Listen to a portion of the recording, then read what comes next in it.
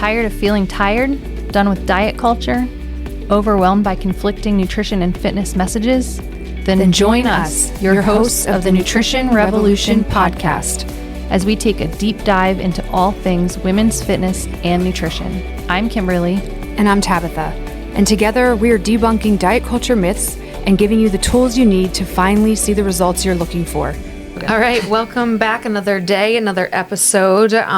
We had gotten a question from one of our listeners in regards to movement and safe workouts that lead to long-term results. So the question was the types of movement rather, for safe workouts that lead to long-term results. And I think first and foremost, if movement is not performed correctly, any movement, it will not be safe. So right. That question to me, like types of movement for safe workouts are going to be movements that are done with proper form. Yeah.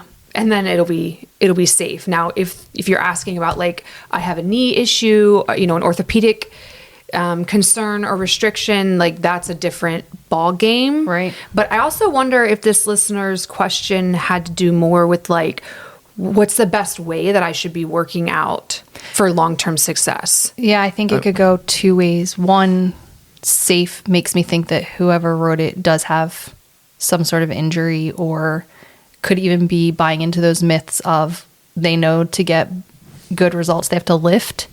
But there's a lot of misinformation about women lifting that can cause, I've heard it so many times, deadlifting is dangerous. You shouldn't be deadlifting. It's an automatic guaranteed to like kill your back. I have women who are well over 50 who come and deadlift all the time, and they are healthy, strong, fit, no problems, haven't gotten injured. So, but again, that's because they also are lifting with proper form. Right. And they're probably starting off with weight that is manageable and safe for them where they are. Progressive overload. I was just going to say progressive overload. They're being taught how to perform an RDL safely. Right. And they're eating and fueling and hydrating the way that they should. And recovering the way that they should. So I think that safety, when we talk about safety, if you feel unsafe doing an at-home workout, or you feel unsafe doing a workout at the gym, or you've gotten injured in a class, or, whatever, then safety is a concern. I would say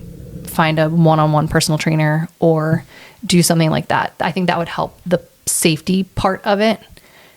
As far as movements that are good for you to get results, that's a whole different topic, right? So that's where I think we should be talking about. So when you do start lifting, let's say you're a very beginner, you don't do any movements at all, you going from couch to I want to work out, that is where you start slow and you work your way up. Probably body most likely. weight, resistance bands, light mini weights that aren't going to damage you or do anything. You can learn the form with the lighter weight or learn the form with just body weight, and then work yourself up. Absolutely. That's the safest way to do it. Yeah. Form reigns supreme always. Form and function. So yes, meeting yourself where you are and starting from there. I think too, I don't know if this listener, types of movement that lead to long-term results is someone that maybe doesn't love weightlifting and is into other forms of working out and wants to know, will I see results? And I think this is a common misconception too, that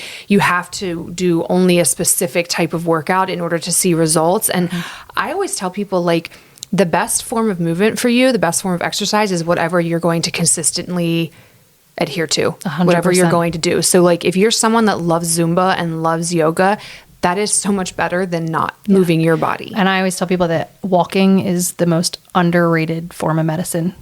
You're getting in nature, you're getting in movement, and it's something that anyone can do. If you're starting on the couch and can't do anything, but you need to do something, get up and just start walking. Even if it's just, all right, today I walked up and down the driveway, and then the next day, all right, I walked to my neighbor's house and back, or I don't really know what to do at the gym, so I want to go to the gym, start walking and getting into the routine of just showing up to the gym, because it creates that habit. And eventually you're going to be like, all right, I walked, and that's starting to feel like I need to do a little bit more. I want to get stronger in my legs. I want to strengthen my ankles. I want to strengthen my foot support. I want to do these. So it's going to kind of grow. But walking, You don't need anything special to walk. You don't need to get a gym membership. You don't need anything except for some good shoes to start walking. And you can do it every day consistently, no matter the weather. Yeah, I agree. I love all those little people who meet at the mall and do the mall walks. Have you been there early in the morning? It's the best. But they do it every time. Like all day long. Yeah. I've been there in the afternoon, the evenings, in the mall around here. And they're just consistent. Yeah, especially during this time of year when the weather's not so great. Yeah. That's a good option. Yeah, I agree. You need to meet yourself where you are. I think a lot of the times people end up experiencing injuries working out for a couple of reasons. The biggest one is that they go too hard too soon. So either that's, when I say too hard too soon, I mean the frequency is too much, so you don't have a balance between like that work to rest. You're not giving yourself recovery.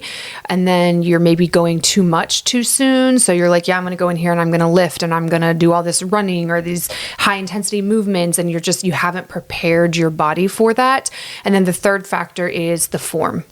Your form and your technique. If you don't know how to perform a certain exercise safely, or if you are always performing that exercise and you're like, wow, it really hurts, my knees, if you're talking about a squat, like maybe your knees are coming way too forward past your toes and you're not back enough in the heels, your chest is not up, you're not actually using your legs, you're putting more stress on the knees, or your knees are caving in. Like there are structural things that could be at play. So if you feel like you are struggling with staying healthy and not having a lot of pain while you're exercising, and it's not like you've been diagnosed with, like a torn rotator cuff or like your meniscus is shredded, right? There's like not like a structural issue. Right. You shouldn't be at a PT or surgeon. You should just be hire someone, find somebody that can teach you how to exercise and work out safely and effectively, and then you can kind of go from there. But for sure, movement is healthy and can be, all movement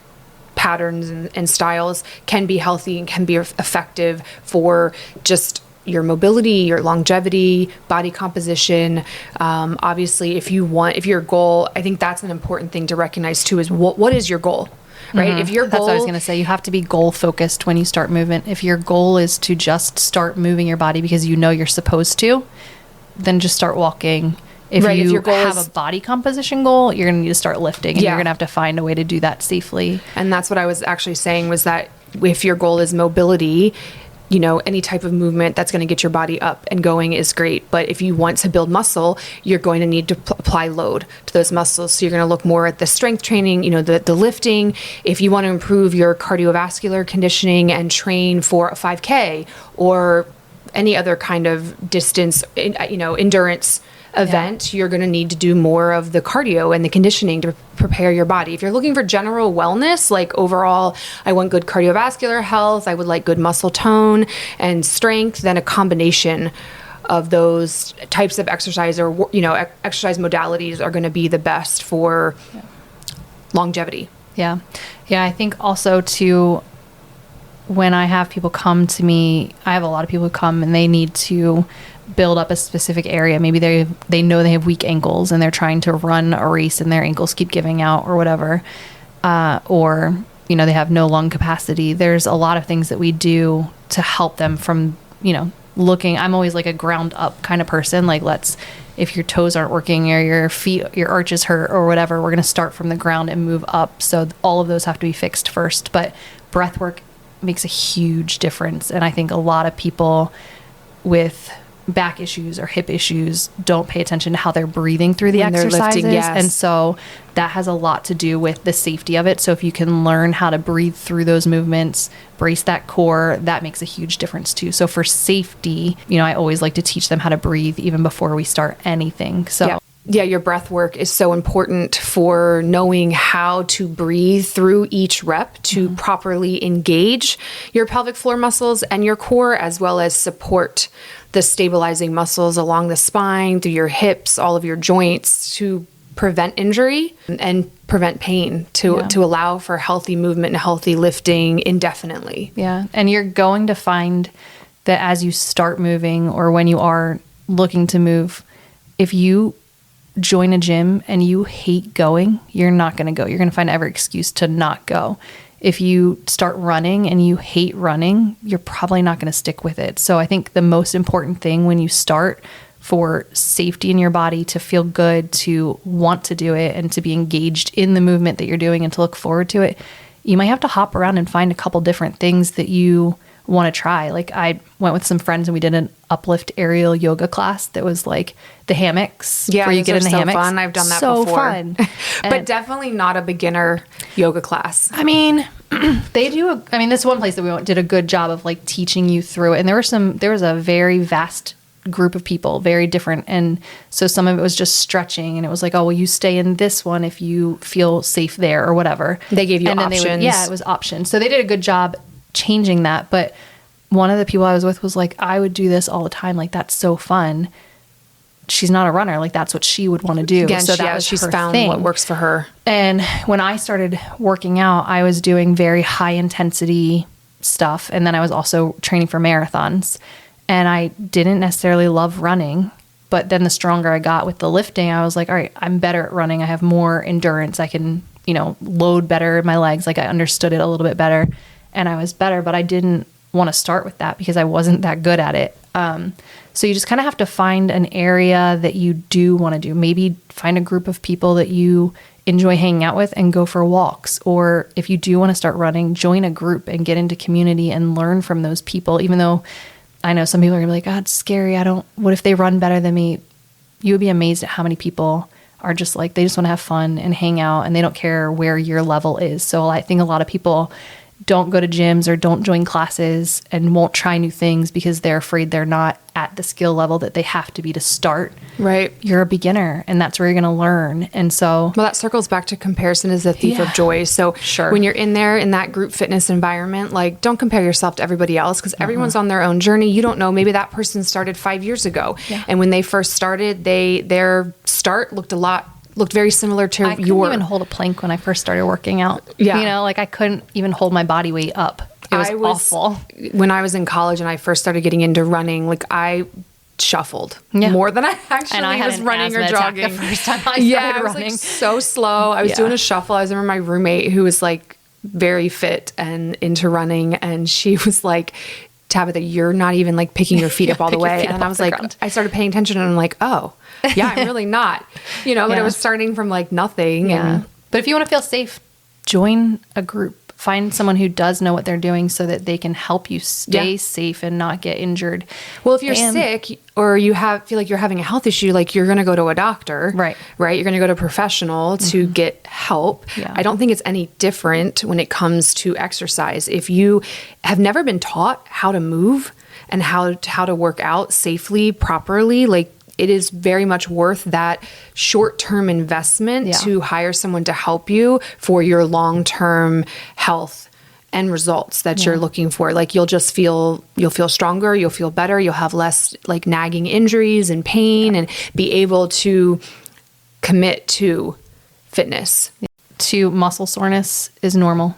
So don't be afraid to be sore. There's a difference between being sore and being injured. So a lot of times I'll have people come in and be like, oh, my hips, hurt after that workout. I shouldn't do that anymore. And I would say to them, like, do they still hurt? No, it was just for like 2 days. And I'm like, there's a difference between muscles being sore. Like that should be like, yeah, I did something versus I wasn't able to move for a week and now I have to go see a doctor.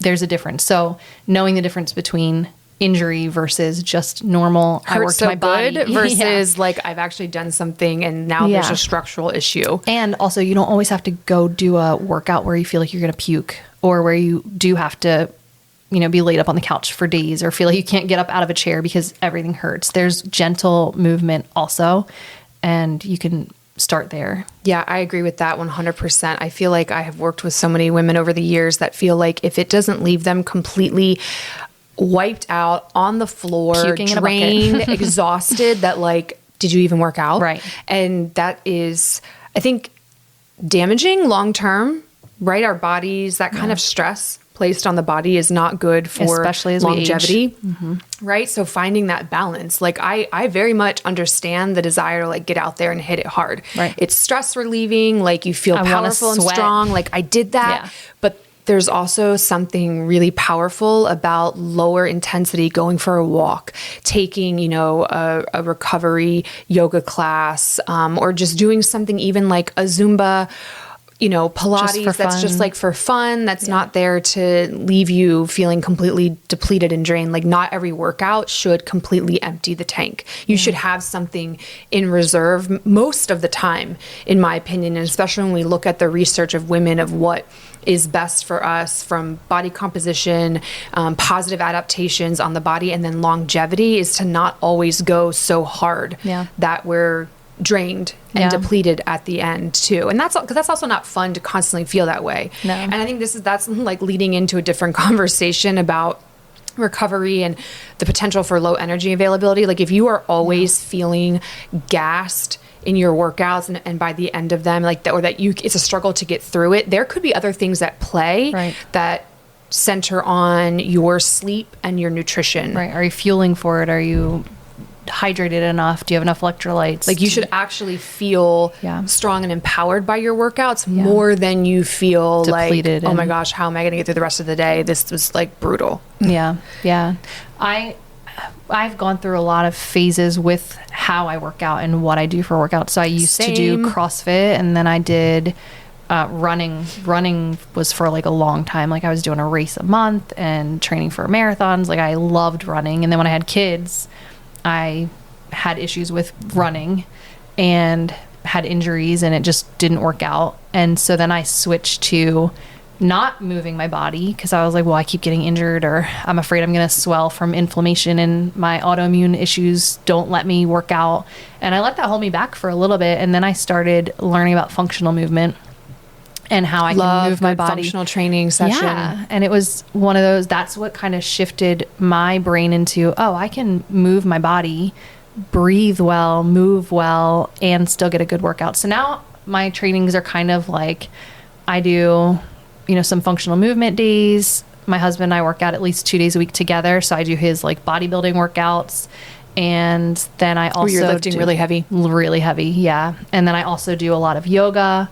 And then I have a cardio day, and I like to switch it up. And then I will do fun classes like the hammock class, or I'll go to CrossFit sometimes and do a workout, or I'm down for like whatever. But it's fun to change it up a lot. I love walking. Yeah, I really love walking too. And I love changing it up. I love a great group fitness class where the energy is just like level 10 and everybody's in there. You're getting together with community and you all have the same focus. People. That's really fun. Very similar.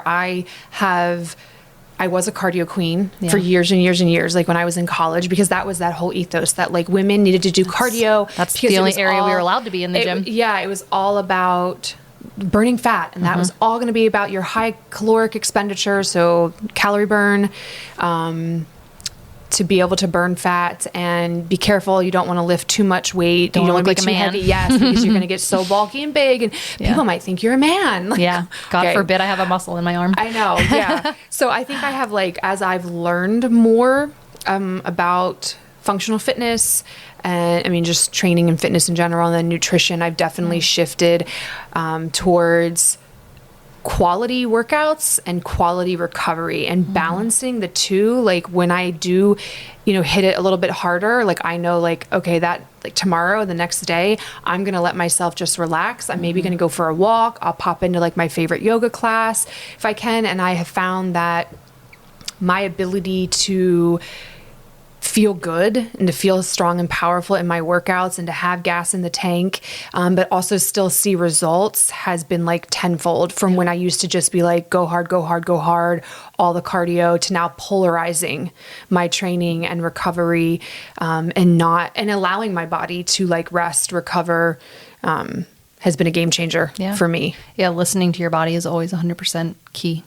And there's sometimes too where like, best laid plans, I'm in my late luteal phase of my cycle, right? Yeah. So you're 7 to 10 days. We had a whole episode on this. From starting, and you're like, I'm going to do this workout. And like you wake up and you're like, no, that's not actually going to happen. And that's okay to listen to your body in that. I find interesting is I didn't put a whole lot of stake into that. I know nutrition makes a difference during your phases. I didn't put a whole lot of stake into the movement for your phases until I started tracking my cycle religiously. It actually makes all the difference. It makes where a you are huge in difference. your cycle. But when I wake up in the morning and I want to go for a run, my cycle starts that day. Like, what do you mean? I wake Like, up and my body's like, I need to go for like a run or move or something. And I usually start my period that day. Oh, interesting. Isn't that crazy? So what you're saying is I when don't you always start wanna your wake up period is and go for a run. You want to go for a run. But the day I wake up and feel like running, that's usually when I start. So a lot of professional athletes actually hit PRs while they are in their bleed phase, while they're actually on their period. So our hormones have kind of like dropped and flatlined. And from a hormone perspective, we're most like men. So we're actually primed to hit those higher intensities. Our body has shifted. We're better able to access the glycogen in our muscles. So that's the storage form of energy in our muscles. So we can go a little harder, go longer. We're a little more stress resilient from like day one of your period through that first like 2.5 weeks. So that's where I find that I'm like, I'm ready to get after this. Where like the 7 to 10 days before that, you might feel like you're just more tired. Yeah. You need more sleep. Your body is not able to access glycogen stores. So exercise workouts that you maybe did 2 weeks before that you're like, that was no big deal. Now feels like this Herculean effort. So absolutely 100% it's indisputable that the phases of your menstrual cycle impact your physical performance. Yeah. And it's been really powerful for me and helpful having, tracked my cycles for the last like 12 years. Yeah. Seeing those changes, those ebbs and flows, and then giving myself permission to listen to my body has just... Don't feel guilty for wanting to sit on the couch and just relaxing or just going. I have this yoga class that I go to at the Y in Middletown, and it's a yin yoga class. And you walk in and there's like your mat with these bolsters and there's candles lit, and the instructor gives out like these lavender rags that you can, do your last pose with when you lay there, and it's just so relaxing. That one for me, like that's my recovery. I love that class. Yeah, and it just feels good, and I'm not doing a whole lot. We're just laying in positions, and it just feels so good on my body. So having those days where like what you want for recovery, when you want to run, when you want to move. And as you start building your workouts and programming, you're going to notice that you have a bit of a routine, especially when it comes to your phases. Absolutely. Yeah, I agree. And okay, so kind of a little bit of a squirrel topic here. I do think that it's important for women to know that if you have specific goals, like let's say that you really want to improve your body composition, so you'd like to grow your muscles, hopefully lose some body fat, you will have to do some type of exercise, whether you like it or not, that involves some heavy lifting, like hitting the weights, pushing yourself, getting, a little bit more of an energy expenditure. So like a higher calorie burn. So doing some like intervals, a little bit of cardio to help. So if you are like, no, I only ever want to do like Pilates and yoga, great.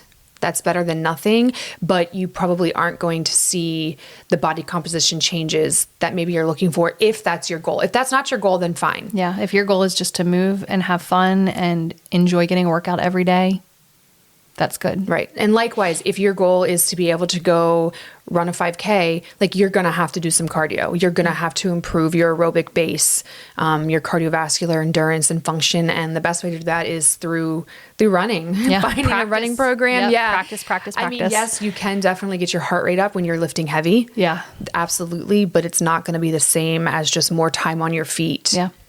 With that cardio focus. So I think also it's important for our listeners to understand that your goal matters and your training should be, in my opinion, driven by whatever your goal is. Yeah. Anyways, and I think that if it is just overall like adding life to your years, so talking about like quality of longevity, I think it's great to have a balance of the strength training, of a little bit of cardio, of the yoga, of the Pilates, like doing all of those things, of walking, to mix it up, to avoid burnout. Because I think that's a real thing too. Yeah. If you're like only doing the same modality type of exercise all the time, like you're probably going to get a little burned out from it. So it's fun to like mix it up. So I like 8-12 week programs, right? Like my heavy lifting is like 3 days of lifting or 2 days of heavy lifting.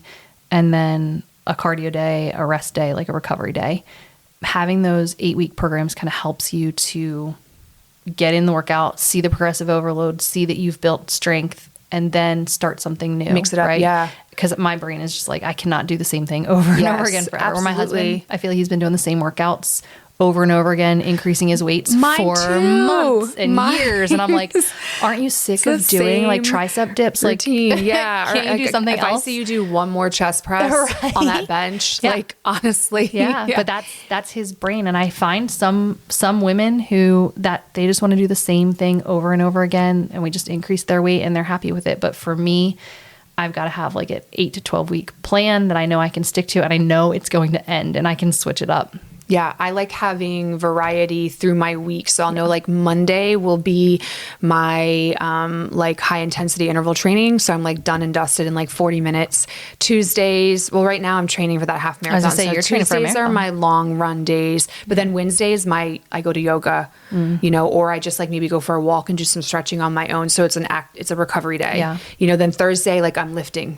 Yeah. And I'm hitting heavy. Like I like having more so than like an 8-week program. I like having set days Gotcha. that I can look forward to. So it's like something different every day or every other day to kind of mix it up. But that's sustainable for me and where I am with my goals right now. Yeah. So I think that, you know, that's kind of where I would leave this is like, if you want to work out, you want to be safe, I think finding something that is sustainable for yourself that you enjoy, you know, as we've both talked about, neither of our plans look the same. There's not one size fits all workouts for anyone. So if you're looking to just get up off the couch and start moving your body daily, find something that you actually love. If you have a goal that you want to, you know, body composition or a race or an event, start training for that event or that race. If you are clueless and have no idea what to do, join a fitness class, a group class, or hire a trainer. Find someone who can help you know where to start. Breathe well, move in a way that feels good for you. What would you add? I concur. Yeah. Yeah. All of the above. Yeah. Don't be overwhelmed by fitness influencers who say you have to do this thing. Like there's so many. If you want to grow your glutes, you only can do this workout. Don't be so overwhelmed following like reduce or spot grow. Yeah. Right? Like you're going to see gains or losses all over. Yeah. So don't be overwhelmed by all of the mixed messages of like, you have to do this. Like, you don't have to be a runner to be fit. I have so many people who come to me and they're like, well, I got to start running. Well, why? Because that's how you get fit. No, that's not how you get fit. You get fit by being consistent with your movements. Running will make you fit. Absolutely. It will. Let's not if like you can be negate consistent, that. But that is not the only way to be fit and to be healthy and strong. Yeah. I think finding ultimately what's going to work for you for the long term is going to be the best bet for success and results. Yeah, I think we could go on and on about this, so we'll save some for another episode, and I hope this was helpful. Thanks for spending your time with us. If you found this podcast helpful, we would love for you to share it with your friends and family, and don't forget to subscribe on your podcast platform. If you have nutrition or fitness questions you want answered on future episodes, we would love to hear from you. You can submit these questions to our email, thenutritionrevolutionpodcast@gmail.com, and follow us on Instagram @thenutritionrevolutionpodcast.